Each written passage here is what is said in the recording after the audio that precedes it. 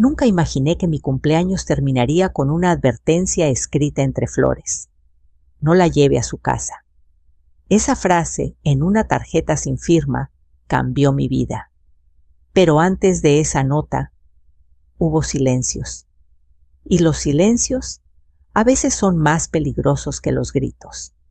Soy Rosa. Tengo 67 años. Vivo con mi hijo Luis y su esposa Mariana desde hace casi 5. Después de que mi marido murió, Luis insistió en que me mudara con ellos. No quiero que te quedes sola, mamá me dijo. Y yo, ingenua, pensé que la soledad era lo peor que podía pasarme. Los primeros meses fueron tranquilos. Mariana me trataba con una dulzura casi exagerada. Me preparaba té cada noche, me acompañaba al médico, hasta me compró una bata nueva para el invierno. Pero con el tiempo, esa amabilidad comenzó a sentirse forzada como una sonrisa sostenida demasiado tiempo. Luis, en cambio, estaba ausente. El trabajo, las cuentas, los niños, todo parecía pesarle. Algunas noches lo veía sentado en la sala mirando al vacío con las manos apretadas. ¿Todo bien, hijo?, le preguntaba. Él sonreía sin mirarme. Sí, mamá, solo cansado. Pero en su voz había algo más, una mezcla de culpa y agotamiento. Yo intentaba no entrometerme. Aprendí que cuando los hijos crecen, la madre debe aprender a desaparecer un poco. Sin embargo, empecé a notar cosas pequeñas, insignificantes quizá, pero inquietantes. El té que Mariana me servía cada noche tenía un sabor diferente, más amargo. A veces, después de beberlo, sentía que el cuerpo me pesaba, como si hubiera trabajado todo el día.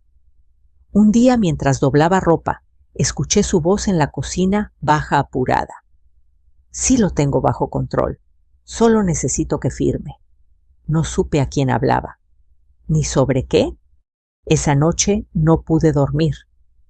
Miré el techo durante horas pensando en mi marido, en cómo me decía que confiara en la gente, pero sin dejar de mirarles a los ojos. Una mañana de domingo, mientras Luis cortaba el pasto, decidí preparar café. Mariana insistía en que tomara el instantáneo que ella compraba, pero yo prefería el de grano. Al abrir el frasco, noté que el aroma era distinto, más dulce, no el mío. Vertí una cucharada en la cafetera y lo dejé hervir. El vapor me hizo lagrimear los ojos y por un instante sentí un leve mareo. Lo apagué enseguida. Cuando Luis entró, le pregunté, ¿desde cuándo cambiaste la marca del café? No lo sé, mamá. Eso lo compra Mariana.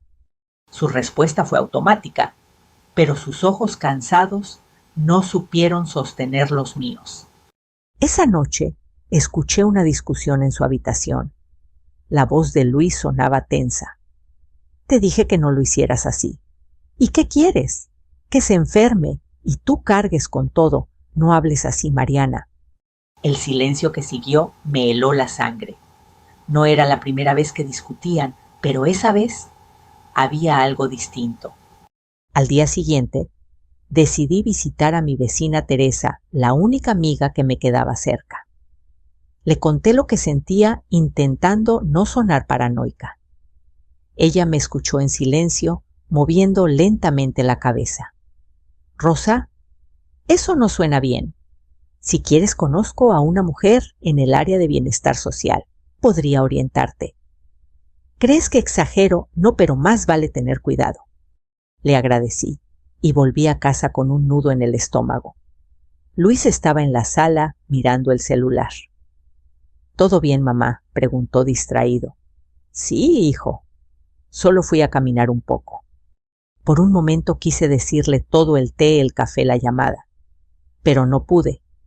Vi su cara agotada, sus ojeras, y sentí compasión. Tal vez él también estaba atrapado.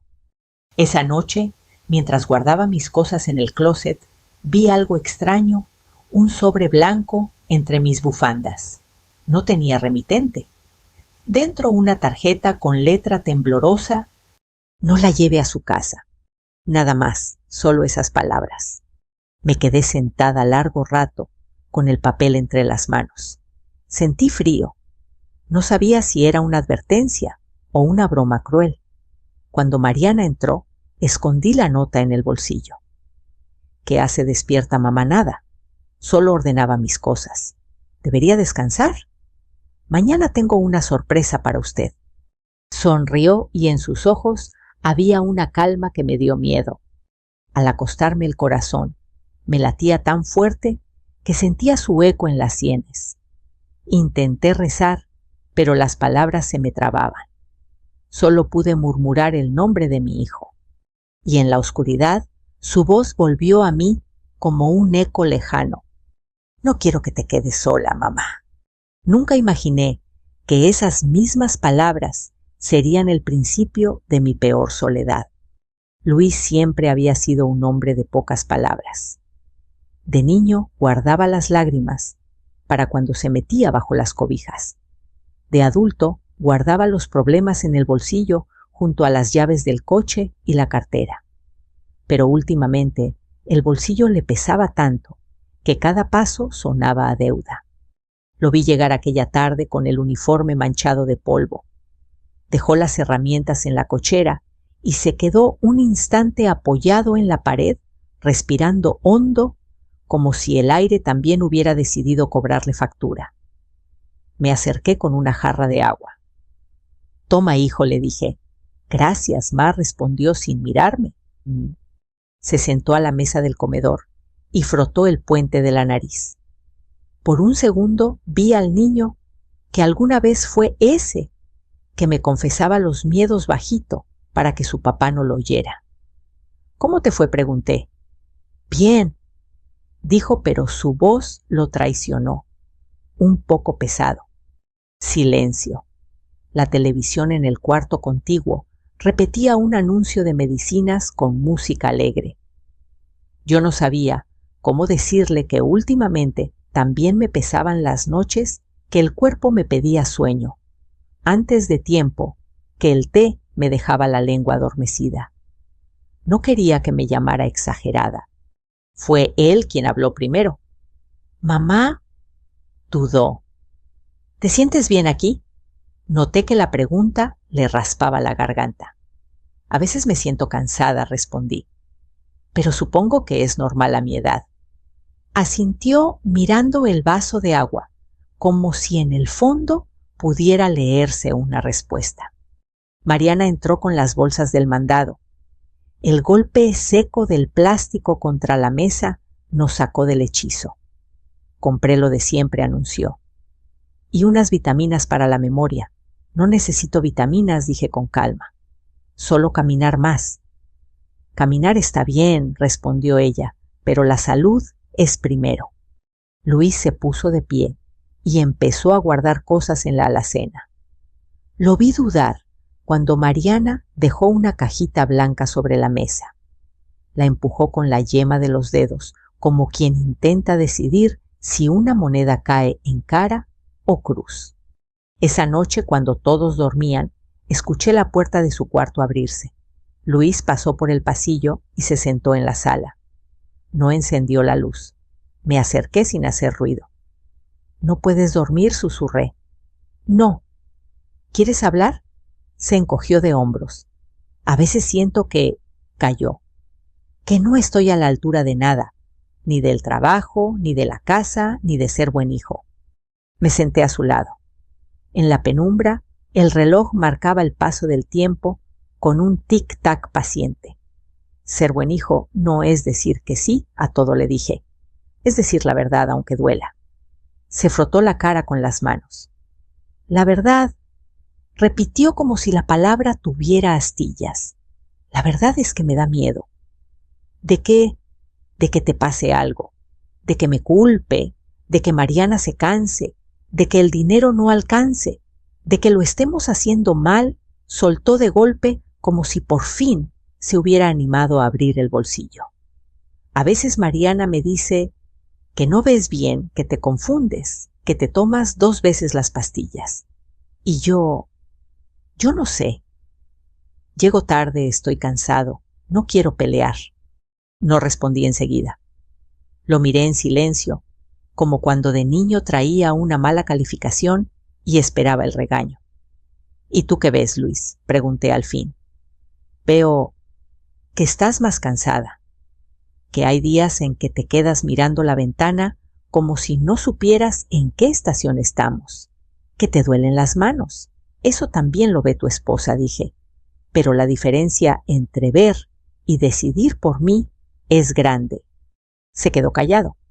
Después apoyó la cabeza en el respaldo y cerró los ojos. No sé cómo mediarme, confesó. Mariana dice que si firmaras el poder, yo podría resolver cosas más rápido, bancos, médico, trámites. Que sería para ayudar, no para quitarte nada. Yo. Abrió los ojos y en ellos había una mezcla de pena y orgullo. Yo no soy un ratero. Le tomé la mano. Yo lo sé, dije. Pero hay formas de ayudar que empiezan por preguntar. Nos quedamos así un rato en silencio. Luego se levantó, me besó la frente y se fue a dormir sin encender la luz. Al día siguiente fuimos al centro de salud. No hubo dramatismos, una sala de espera con sillas de plástico, una enfermera joven que me midió la presión, un médico con ojeras que revisó mi expediente. Habló poco, anotó mucho. Vamos a hacer unos estudios básicos, dijo. Nada grave, señora, pero quiero descartar que su cansancio venga de algo más que la edad. También sería bueno revisar sus medicamentos. Luis asintió con premura. Doctor, podemos tener un informe escrito, claro. Lo entregamos en una semana. Salimos con un papel doblado que olía a tinta fresca. En la calle había vendedores de globos y el sol pegaba fuerte. Caminamos despacio. Luis iba callado, pero menos tenso. Yo sentí algo parecido a la esperanza. Las cosas dichas en voz alta pesan menos que las sospechas. Esa noche, Mariana propuso que cenáramos temprano. Sirvió una sopa ligera y dejó un vaso de leche tibia frente a mí. No hice aspavientos. Gracias, dije, y la probé. Tenía un sabor distinto, más dulce. Bebí un sorbo y dejé el vaso a un lado. ¿No te gustó?, preguntó. Prefiero el té, respondí. Hoy hace calor. No hubo frunce de ceño ni mirada acusadora.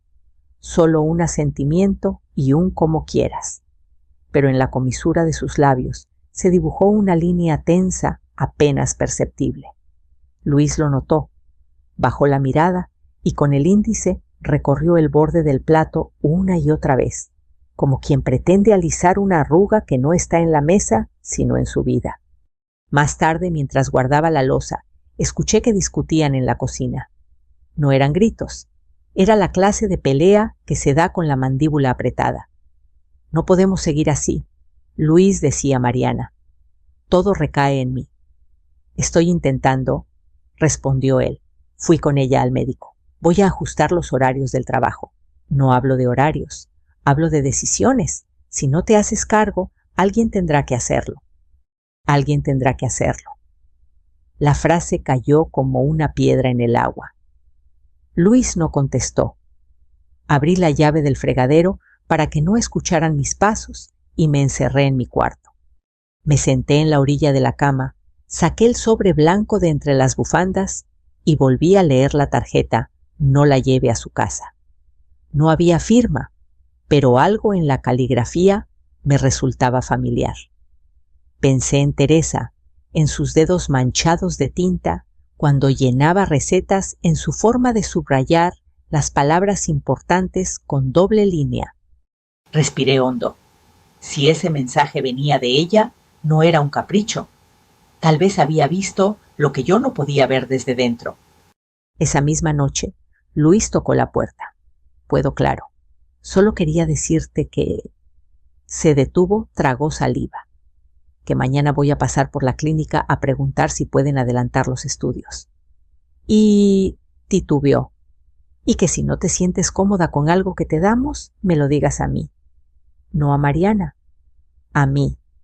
Te lo diré, prometí. Y otra cosa, añadió con un hilo de voz, si alguna vez te sentiste presionada para firmar algo, no lo hagas. Aunque yo lo pida. Se quedó un momento de pie, como si esperara que lo absolviera de todo. Yo no podía. Pero sí podía estrechar su mano. Y lo hice. Eres mi hijo, le susurré. Y sigo creyendo en ti. Cuando se fue, me quedé pensando en que la culpa no corrige el pasado, pero a veces abre una puerta. En la mesa de noche, el vaso de leche seguía frío. Lo llevé al fregadero y lo vacié sin hacer ruido. Esta vez no esperé señales extraordinarias. Mi cuerpo ya había aprendido a escuchar lo sutil, el sueño pesado, la lengua pastosa, la cabeza con bruma.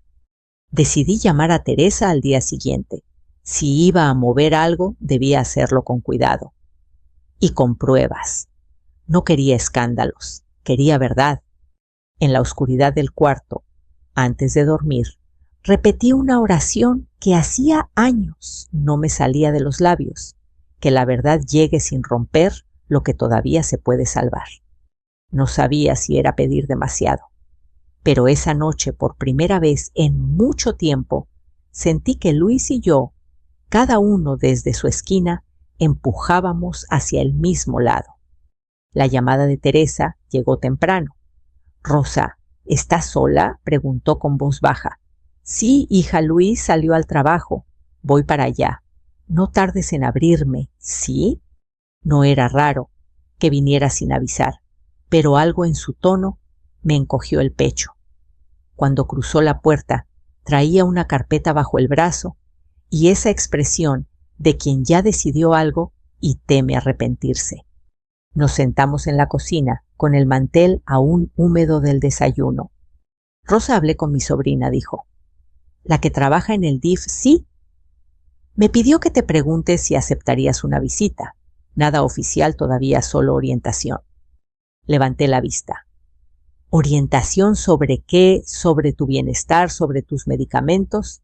Sobre tus derechos, Rosa».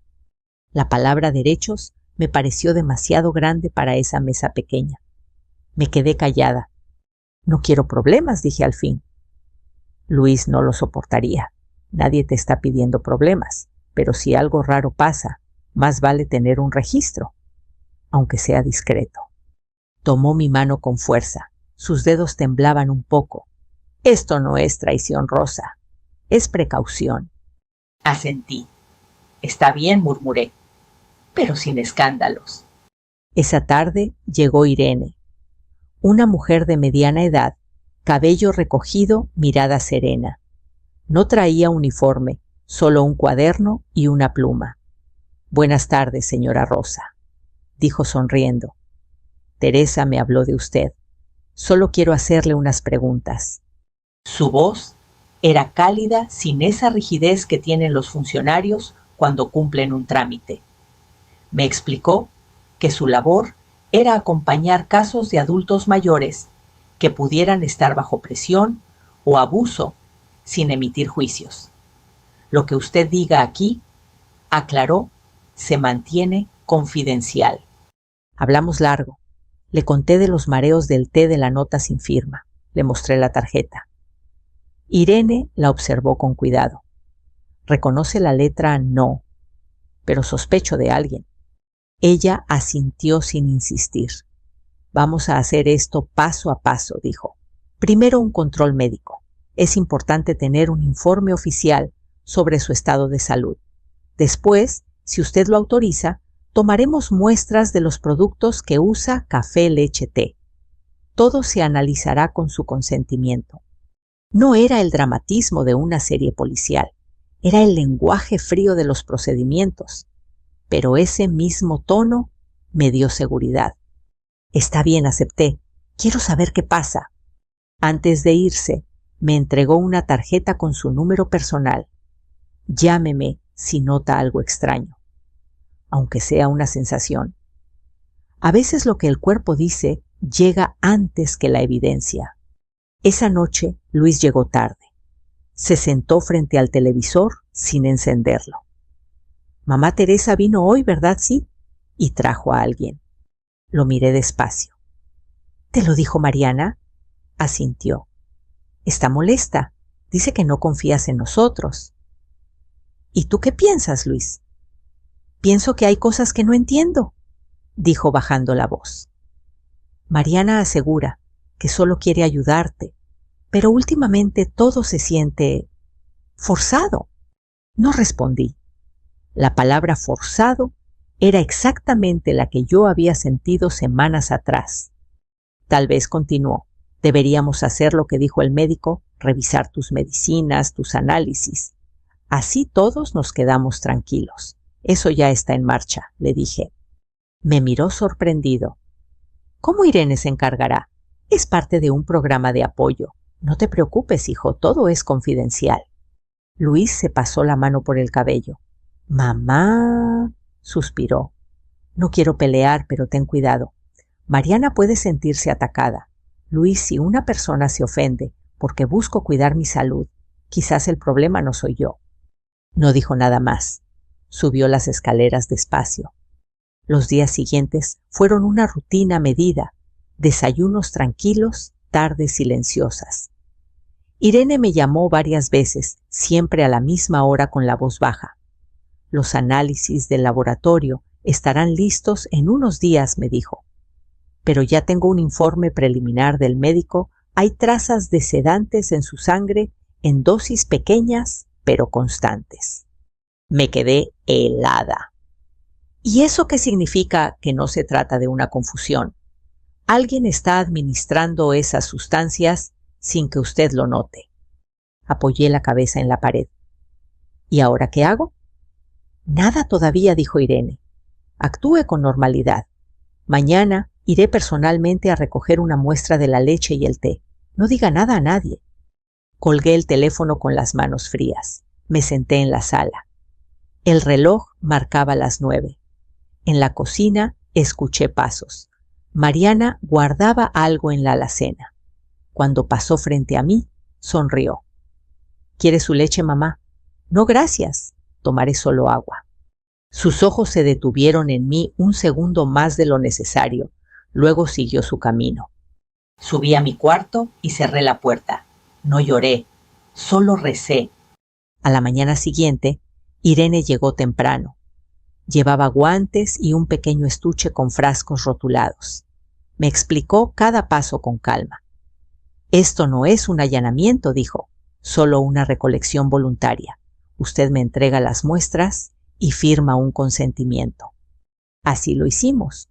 Guardó cuidadosamente los frascos en una bolsa térmica y me entregó una copia del formulario.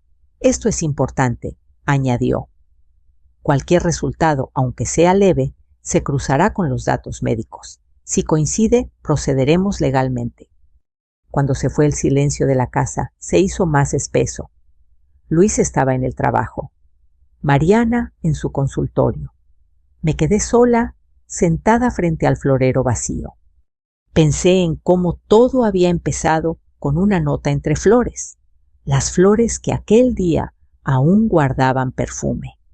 Y ahora el mismo florero parecía observarme como si esperara que yo también hiciera mi parte. Tomé una libreta vieja y comencé a escribir. No un diario, sino un registro, la hora en que tomaba el té, lo que comía, lo que sentía después. 9:00 am. Café sabor dulce, cansancio leve.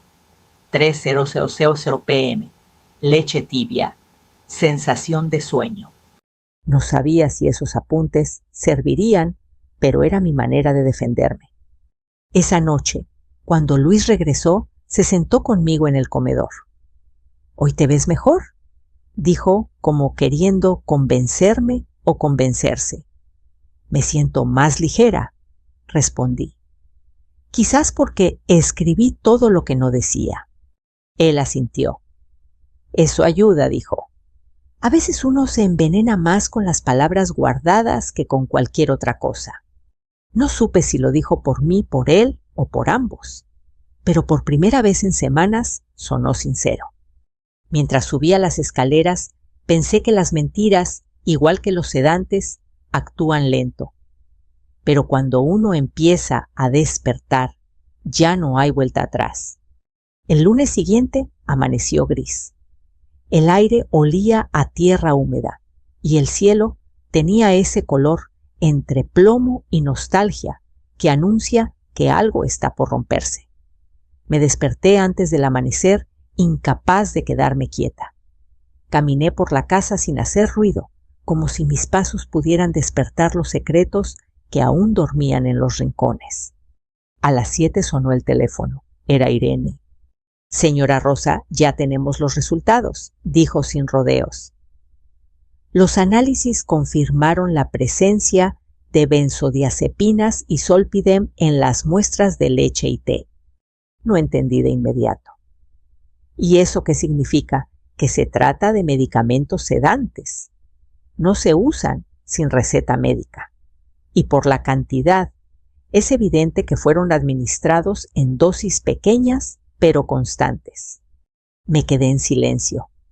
La palabra constantes me golpeó más fuerte que el resto.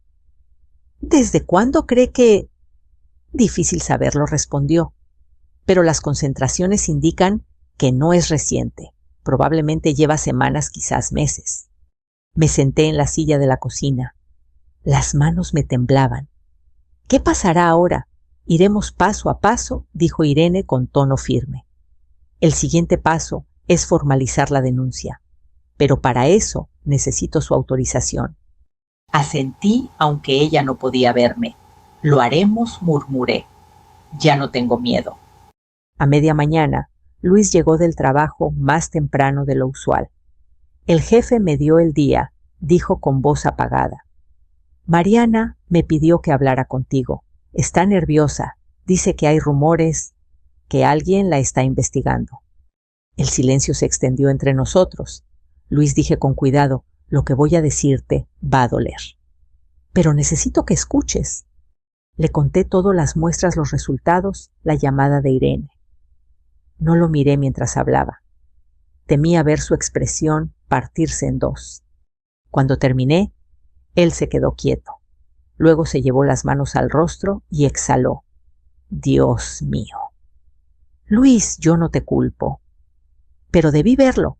Mamá golpeó la mesa con el puño, no fuerte, pero con un temblor que me dolió más que si hubiera gritado. Cada vez que decías que estabas cansada, cada vez que rechazabas el té, yo lo veía. Y aún así me quedé callado. Le toqué el hombro. El silencio también es una forma de miedo, hijo. Alzó la vista, los ojos rojos. ¿Qué va a pasar con ella, Irene? Dice que debemos proceder legalmente. Pero no quiero una venganza, Luis. Quiero la verdad y que nadie vuelva a hacerlo. Él asintió despacio. Si esto llega a los tribunales, lo enfrentaré contigo. Esa misma tarde, Irene llegó con un agente del Ministerio Público. No había dramatismo, ni sirenas, ni luces rojas. Solo papeles, firmas y una grabadora pequeña que ella colocó sobre la mesa. Esta es una declaración preliminar, explicó. Solo debe narrar los hechos tal como los recuerda. Comencé a hablar. Mi voz temblaba, pero no se rompía. Les conté desde el primer té amargo hasta la llamada de Teresa. Todo con fechas, lugares, detalles. Ellos tomaban notas sin interrumpir. Cuando terminé, Irene guardó los documentos y dijo: la denuncia quedará registrada. El siguiente paso será notificar a su nuera para que rinda su versión. No se trata de encarcelar a nadie sin pruebas, sino de protegerla a usted. Luis se ofreció a acompañarme al centro de justicia al día siguiente. Esa noche apenas hablamos. Cenamos en silencio, cada uno sumido en sus pensamientos. El martes, la oficina del Ministerio Público estaba llena de gente. Mujeres con carpetas, hombres con rostros cansados, una televisión vieja en el rincón transmitiendo noticias que nadie escuchaba. El funcionario nos recibió con amabilidad. Revisó los documentos y selló cada hoja con un golpe seco. Esto es importante, señora, dijo. Vamos a solicitar una orden para realizar una evaluación médica y psicológica. Necesitamos documentar los efectos del sedante en su organismo. Y Mariana pregunté, será citada para declarar. Si coopera, evitaremos medidas más drásticas. Luis bajó la cabeza. Ella no negará nada, dijo. Pero no sé si entenderá lo que ha hecho. El hombre lo miró con cierta empatía. A veces la justicia no repara familias, pero evita que sigan rompiéndose. 2 días después, Mariana recibió la notificación. Llegó a casa alterada con el sobre arrugado en las manos. ¿Qué significa esto?, preguntó, mirándome con rabia y miedo al mismo tiempo. ¿Una denuncia? ¿De verdad? Luis intentó intervenir. Mariana, por favor. No, Luis, gritó ella. No te atrevas a defenderla. Me levanté despacio. Mariana, no quiero destruirte. Solo necesito entender por qué. Su respiración era rápida. Yo solo quería que descansara. Siempre decía que estaba cansada, que el cuerpo le pesaba. Quise ayudarla. ¿Con pastillas para dormir en mi leche?, pregunté con calma. Ella bajó la mirada. ¿Tenías ansiedad? Luis me lo decía. Pensé que si descansabas más, todo estaría bien. Luis se levantó de golpe. Mariana, basta, sabías lo que hacías. Sabías que esas pastillas no eran inocentes. Ella lo miró con desesperación. No quería hacer daño. Solo quería que las cosas fueran más fáciles. El silencio que siguió fue tan denso que podía cortarse con el aire. Irene, que observaba desde la puerta, se acercó con voz firme. Señora Mariana, la investigación continuará. Tiene derecho a declarar, pero cualquier intento de intimidar o modificar pruebas se considerará obstrucción. Mariana apretó los labios. ¿Y usted quién es para hablarme así? Soy quien se aseguró de que Rosa siga viva para responderle, dijo Irene sin levantar la voz. Luis la tomó del brazo. Mariana, vete a casa de tu madre unos días. Por favor. Ella lo miró como si no lo reconociera. Luego soltó el sobre en la mesa y salió sin decir palabra. Después de que se fue, Luis se dejó caer en la silla. No sé si puedo con esto, susurró. Siento que me partieron en dos. A veces el amor se divide para poder sobrevivir, respondí. Pero no te preocupes, hijo. Esta vez no voy a dejar que el silencio lo cubra todo. Esa noche me quedé escribiendo hasta tarde. No sobre el veneno ni sobre el miedo, sino sobre el peso de las decisiones pequeñas que terminan cambiando la vida entera. La justicia no siempre llega con uniformes ni sentencias. A veces llega en forma de claridad. Y esa claridad, aunque duela, es la única luz que no se apaga. El día de la audiencia amaneció claro. El cielo de un azul lavado parecía burlarse de la pesadez que llevaba en el pecho. Irene llegó a buscarme temprano. Traía su libreta y una calma que me daba seguridad. Luis caminaba unos pasos detrás, en silencio, con el gesto de quien se prepara para algo que no sabe si puede soportar. El juzgado estaba lleno. Las paredes altas, los retratos antiguos y las sillas de madera hacían que todo sonara más fuerte de lo que era el crujido del suelo, el paso de los funcionarios, el murmullo de los que esperaban su turno. Nos hicieron sentar al fondo, frente a la mesa donde el juez revisaba papeles con una paciencia de piedra. Cuando Mariana entró, llevaba un suéter gris y el cabello recogido. No había rabia en su cara, solo un cansancio que me recordó al mío. Por un momento sentí pena. El juez habló con tono neutro. Caso 4721. Denuncia por administración indebida de medicamentos, abuso psicológico y tentativa de fraude patrimonial. Luis bajó la mirada. Yo apreté mis manos sobre el regazo. El juez pidió que comenzara mi declaración. Me levanté despacio, apoyándome en la mesa. La voz me tembló al principio, pero la sostuve. Soy Rosa Hernández. Denuncié porque descubrí que durante meses alguien mezcló medicamentos en mis bebidas. No quiero venganza, solo quiero entender por qué. El juez asintió. Me pidió que me sentara. Después habló el abogado de Mariana, un hombre joven de palabras medidas. Mi clienta admite haber administrado sustancias relajantes, pero lo hizo sin intención de causar daño. Su único motivo era aliviar el estrés de la señora. El juez levantó una ceja. ¿Sin receta médica? ¿Sin consentimiento? Fue un error de juicio, señoría. Ella actuó desde el cariño. El juez tomó nota.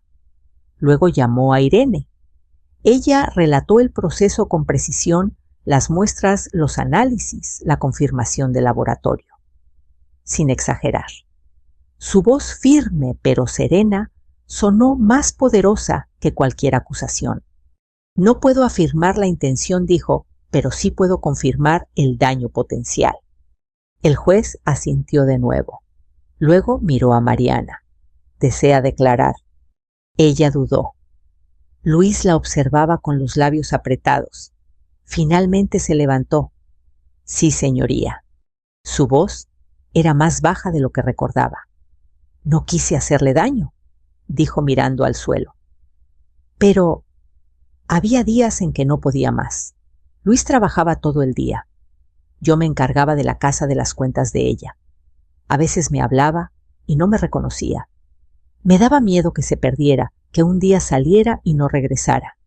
Me sentía atrapada. Pensé que si dormía más descansaría y todos estaríamos mejor. Luis cerró los ojos. El juez la observó sin interrumpir.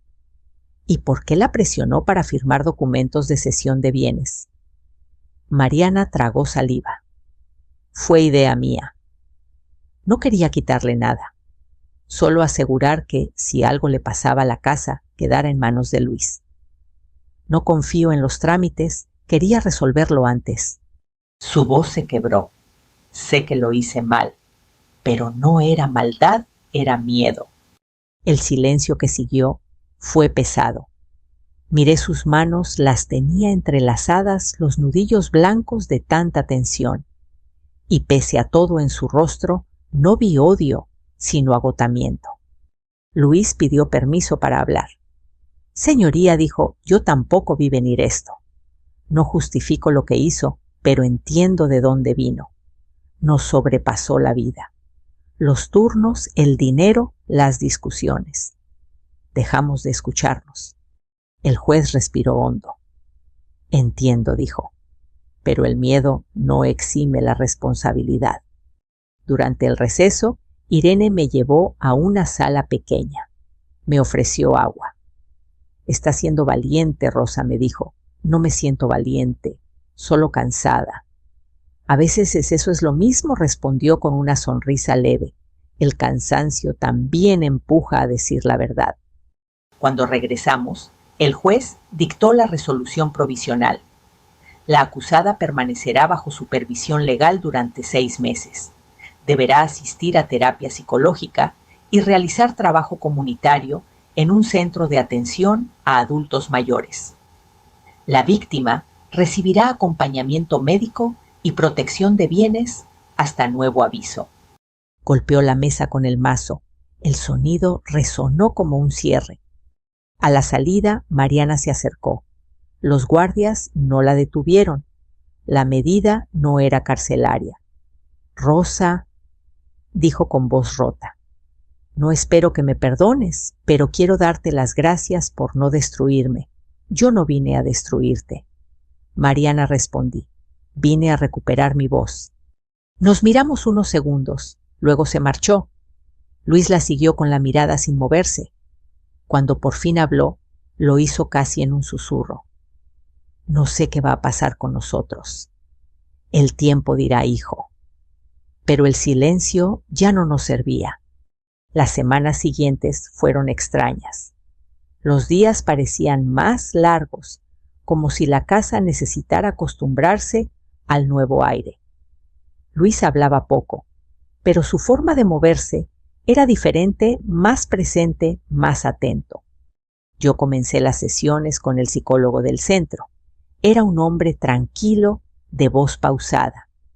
Me ayudó a entender que el miedo, igual que el veneno, se infiltra lentamente y no siempre mata, pero cambia la manera en que respiramos.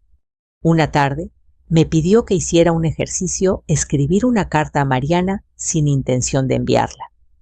Te perdono porque quiero dormir tranquila, no porque lo olvidé, escribí. Te perdono porque no quiero que mi nieto crezca con el eco de nuestro rencor. Cuando terminé me sentí más liviana. Un mes después, Irene me llamó para contarme que Mariana había comenzado su servicio comunitario. ¿Dónde pregunté? En el Centro Santa Clara, cuidando a adultos mayores. Me pareció apropiado. Quizá aprenda algo, dije. A veces ayudar a otros es la única manera de entender el daño que hicimos, respondió Irene. Esa noche, mientras regaba las plantas del patio, pensé en lo que había dicho. Las hojas brillaban con el agua y por primera vez el olor del té en mi taza no me produjo desconfianza. Luis salió al jardín con 2 tazas de café. ¿Puedo acompañarte?, preguntó. Siempre. Nos sentamos sin hablar. El viento movía las cortinas del comedor y el aire se sentía limpio. Mamá dijo al cabo de un rato. Gracias por no rendirte. No lo hice por mí, le respondí. Lo hice por los dos. Esa noche dormí sin pesadillas. La justicia comprendí. No siempre se mide en castigos, sino en los espacios que se abren cuando la verdad por fin encuentra lugar para respirar. El primer lunes después de la audiencia, la casa amaneció distinta. No más tazas servidas sin preguntar, no más instrucciones disfrazadas de cariño. Luis preparó café de grano, como antes, y lo dejó sobre la mesa con un «si quieres». Ese «si quieres» fue la señal más clara de que algo estaba cambiando. Hoy comienzo un curso en el trabajo, me dijo. Ajusté horarios para estar las tardes contigo, no para vigilarte, aclaró casi avergonzado, para acompañarte. Asentí.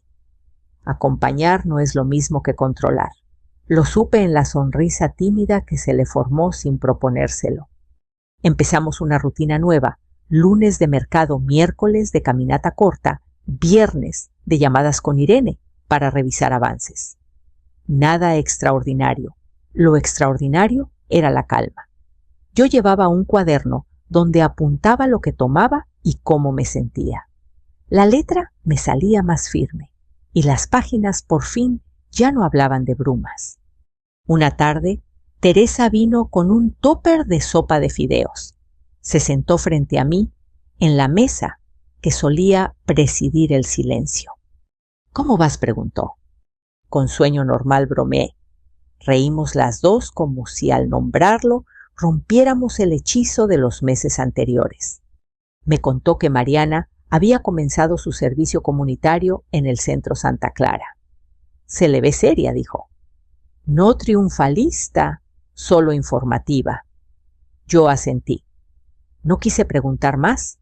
No era indiferencia, era una prudencia nueva. El psicólogo del centro me había dejado tareas sencillas: abrir las ventanas por la mañana, tomar el sol 10 minutos, escribir 3 líneas de gratitud cada noche. Parece poca cosa, pensé, hasta que noté que la luz y las palabras juntas cambiaban el aire de los cuartos. Luis también inició terapia. No me lo dijo para presumir, lo supe por los tickets doblados que encontré en su pantalón, por la manera más lenta en que me preguntaba ¿cómo dormiste?, como si la respuesta le importara de veras. Algunas noches lo escuchaba respirar hondo en la sala, sin televisión, sin celular. Aprendía a quedarse aunque no supiera qué decir. Siento culpa, me confesó un miércoles sin preámbulos. Culpa por no ver, por no preguntar, por irme al taller, aunque te notara rara. A veces pienso que si hubiera sido más fuerte, nada de esto. La fuerza también se aprende, lo interrumpí. Y casi nunca se aprende antes de que haga falta. Me miró largo rato y por primera vez no se defendió. Solo apretó mi mano como cuando era niño cruzando una calle con tráfico. Durante una consulta de seguimiento, la doctora que llevaba mi caso revisó mis análisis. La benzodiazepina ya no aparece, informó con un tono sobrio que agradecí. El sueño se ha regulado. Vamos a mantener vigilancia, pero va bien. No celebré con exclamaciones. Bajé la mirada al cuaderno y anoté cansancio leve, mente despejada. Había aprendido que la mejor fiesta es dormir sin miedo. Al salir, Irene nos alcanzó en el pasillo. Rosa, el juez, confirmó las medidas de protección de bienes por 6 meses más, dijo, y autorizó un acuerdo. Mariana puede visitar a su hijo aquí con supervisión, si así lo desean. No tiene prohibición de acercarse a usted, pero sugiero distancia prudente. Luis tragó saliva. Mi hijo la extraña, dijo, y yo no quiero que crezca aprendiendo a odiar. El odio se enseña menos con palabras que con gestos, añadió Irene suave. Si llegan a verla, que sea con límites claros. Asentimos los dos, no discutimos. Ese mismo día nos fuimos a casa en silencio, cada cual tratando de medir sus propias fuerzas. Pasó un mes. Un sábado, mientras limpiaba la mesa, recibí un mensaje, un número desconocido, texto breve. Estoy en Santa Clara. Si quieres hablar, estaré en el patio a las 5. Era Mariana. No pedía perdón. Pedía un lugar para una conversación. Dudé. Fui a la cocina, busqué un vaso, bebí agua. El frío me devolvió al presente. ¿Mamá?, preguntó Luis desde la puerta. Le mostré el teléfono. No me dijo qué hacer. Bien. Era mi decisión. A las 5 en punto, llegué al patio del centro. El sol se inclinaba sobre los árboles. Mariana estaba sentada en una banca con uniforme gris claro y una credencial colgando. No se levantó para abrazarme. Yo tampoco. Agradecí el respeto de ese espacio en medio. Gracias por venir, dijo. Vine a escuchar, respondí. Pasó un carrito con tazas. Un voluntario las repartía a 2 señoras que contaban historias de juventud. La vida ocurría sin dramatismos. No tengo un discurso, comenzó Mariana. En terapia me dicen que pida perdón. Y sí lo pido. Pero entiendo que no repara. Solo quería decirte que en estas semanas he aprendido a hacer lo que nunca hice preguntar antes de ayudar. Se calló. Luego, con un hilo de voz, pensé que te cuidaba. En realidad, me estaba cuidando de mis miedos. No lloré, ni ella. Dejó la frase suspendida como quien sabe que el resto lo dirá el tiempo. ¿Ves a mi hijo?, pregunté. Sí, con su papá. Vienen los domingos, no hablamos de lo que pasó. Si pregunta, le digo que su mamá está aprendiendo a hacer mejor las cosas. Asentí. A veces la honestidad también es una forma de silencio. Nos quedamos un rato sin hablar. Una enfermera acomodó sillas. Un señor pidió música de trío y la bocina vieja obedeció con un bolero leve. Me levanté. «Cuídate», dije. Tú también, respondió. No hubo abrazo. No lo necesitábamos. En casa la silla del fondo seguía desocupada. Nadie se atrevía a moverla. No como altar, no como castigo, como pausa. A veces, mientras tejía, la miraba y pensaba en lo que quedaba por aprender.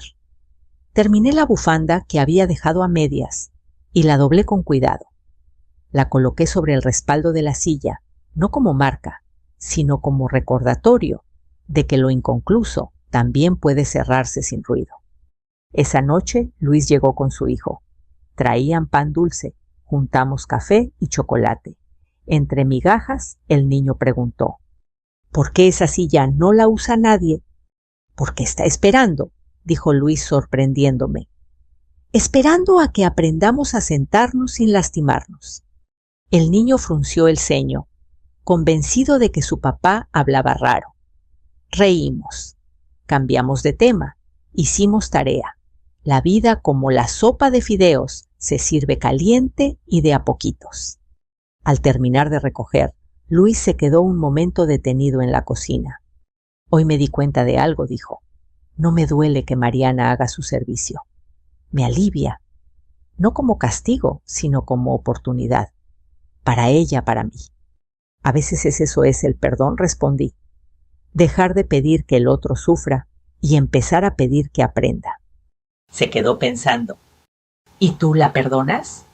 Miré el mantel, la taza, la silla, objetos que habían sobrevivido a tantos días difíciles sin volverse enemigos. Me di el permiso de responder sin prisa.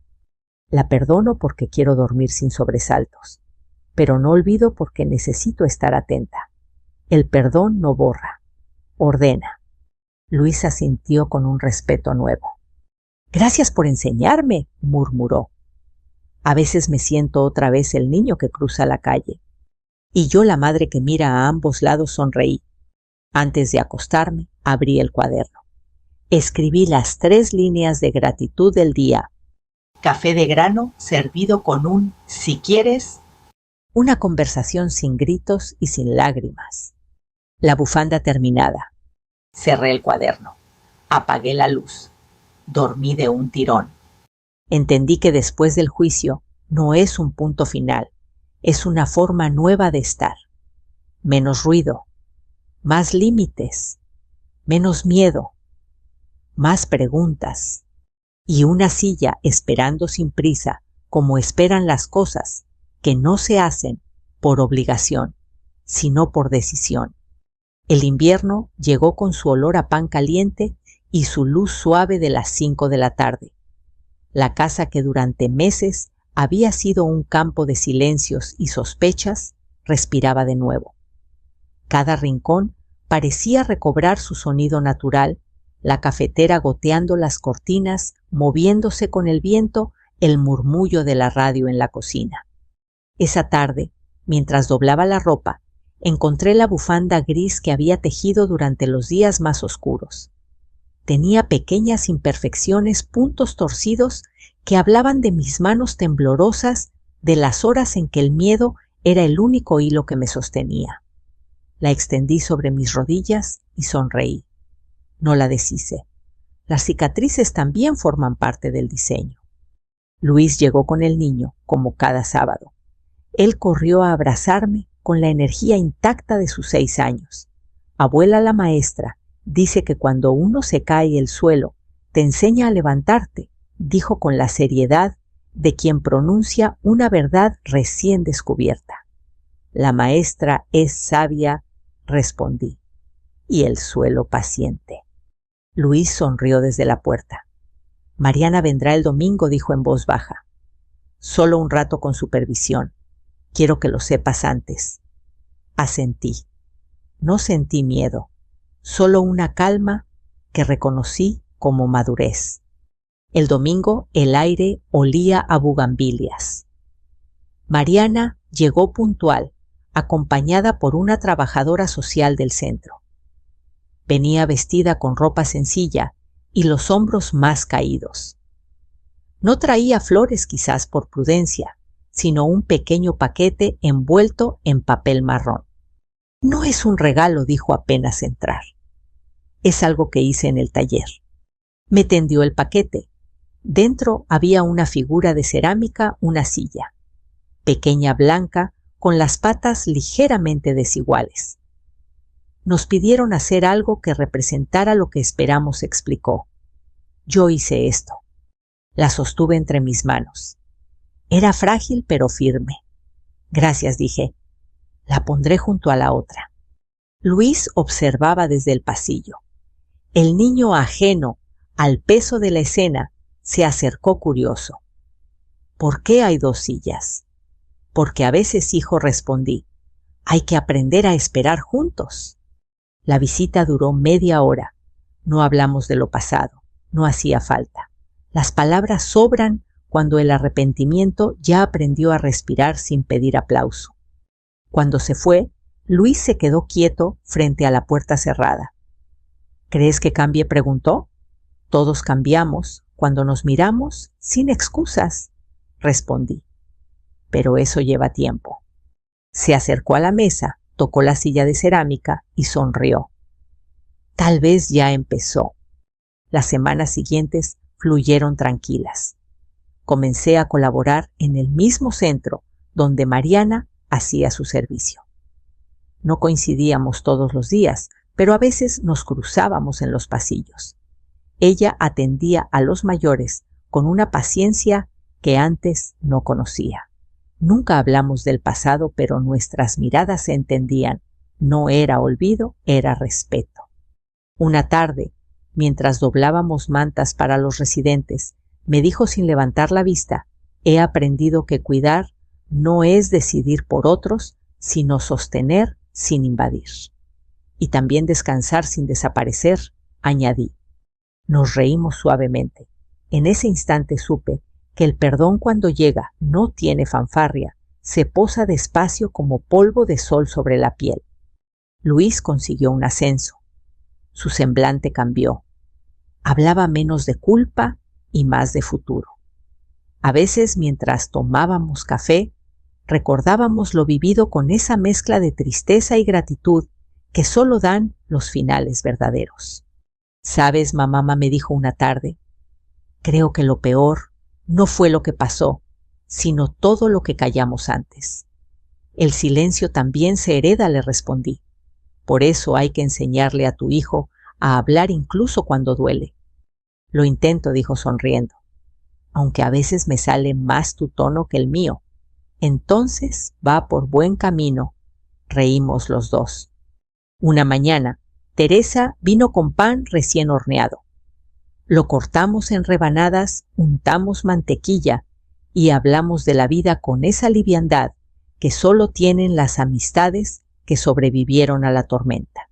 Siempre supe que saldrías adelante, dijo. No sola, respondí. Sin ti quizás seguiría dormida. Me abrazó. Dormir sin miedo, repitió. Ese debería ser el título de tu historia. O La silla que espera, dije. Me gusta más. Al anochecer, me senté en el patio con mi taza de té, sin desconfianza, sin recuerdos amargos. Miré las dos sillas, la grande de madera y la pequeña de cerámica. Una real, una símbolo. Pensé en lo que habían representado el espacio entre lo que fuimos y lo que todavía podemos ser. Saqué mi cuaderno y escribí. Esperar no es quedarse quieto. Es confiar en que la vida, incluso herida, sigue brotando. El viento pasó entre las plantas y movió suavemente la bufanda que colgaba de la silla. Por un instante todo se detuvo y comprendí que había llegado al final sin perderme. A las personas que escuchan mi historia, las que alguna vez sintieron que su voz no contaba, que su casa se volvía ajena, que su cansancio era ignorado, les digo esto: nunca se acostumbren a la duda. El cuerpo y el alma siempre saben cuando algo no está bien. Escúchense, busquen ayuda. No esperen señales milagrosas. La verdad se construye con pasos pequeños, con nombres propios, con la decisión de hablar. Si alguna vez te dijeron que eras exagerada, desconfiada o difícil, recuerda, a veces eso es lo que nos salva. Y ahora, si esta historia te tocó, si te hizo pensar en alguien, si reconociste una voz parecida a la tuya o a la de tu madre, no te quedes callado. Déjame saber desde dónde me escuchas. Cuéntame si alguna vez tuviste que perdonar para poder seguir. Suscríbete, comparte, acompáñanos. Aquí cada historia es una forma de aprender a no tener miedo de nuevo. Porque todos en algún rincón del alma tenemos una silla que espera y merece volver a llenarse de vida.